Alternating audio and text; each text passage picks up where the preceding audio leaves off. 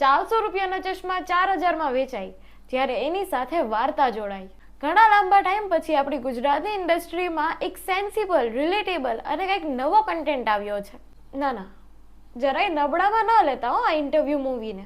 જેવું આ મૂવીનું નામ છે એના કરતા કન્સેપ્ટ ક્યાંય મેચ્યોર છે. જો તમે કોલેજ સ્ટુડન્ટ છો, કે પછી હમણાં કોલેજ પૈતી છે, કે પછી હમણાં જોબ લાગી છે નવી, અથવા તો જોબમાં આવ્યા પછી તમે પ્રમોશન્સ મેળવો છો, આ બધી રીતે જો તમે કનેક્ટેડ છો, યા ફિર તમે ક્યારેય પણ તમારી લાઈફમાં ઇન્ટરવ્યૂ આપ્યું છે, તો આ મૂવી તમને એકદમ કનેક્ટિંગ રાખશે. ગુજરાતી મૂવી હોય એટલે કોમેડી કરવી જ પડે એવું જરાય જરૂર નથી.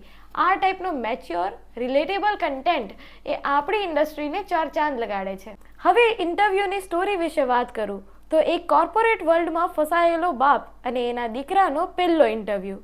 એટલે શરૂ કરીએ. 4 લોકોનું એક ફેમિલી, દાદી, મમ્મી, પપ્પા અને દીકરો, અને બધાની અલગ અલગ આશાઓ. એટલે ઇન્ટરવ્યૂ સારું જાય તો આશાઓ પૂરી થઈ શકે. હવે શરૂ થાય છે આ ઇન્ટરવ્યૂ નામના રાક્ષસના ચકેડા, જેમાં ઘણી વિપદાઓ આવે છે, અને આ વિપદાઓ બનશે આપણું એન્ટરટેનમેન્ટ. ખૂબ જ સારું મૂવી છે, વન ટાઈમ વોચ બિલકુલ.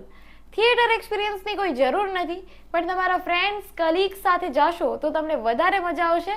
થિયેટર એક્સપિરિયન્સ એમાં લઈ શકો છો, કેમ કે તમે ફન અને રિલેટ કરી શકશો. કાસ્ટિંગની વાત કરો તો એવું જરાય નહોતું લાગતું કે હું કોઈ નવા એક્ટર્સને સ્ક્રીન ઉપર જોઈ રહી છું, અને સ્પેશિયલી પરીક્ષિત તામલિયા અને સોહિની ભટ્ટ, અમેઝિંગ એક્ટર્સ.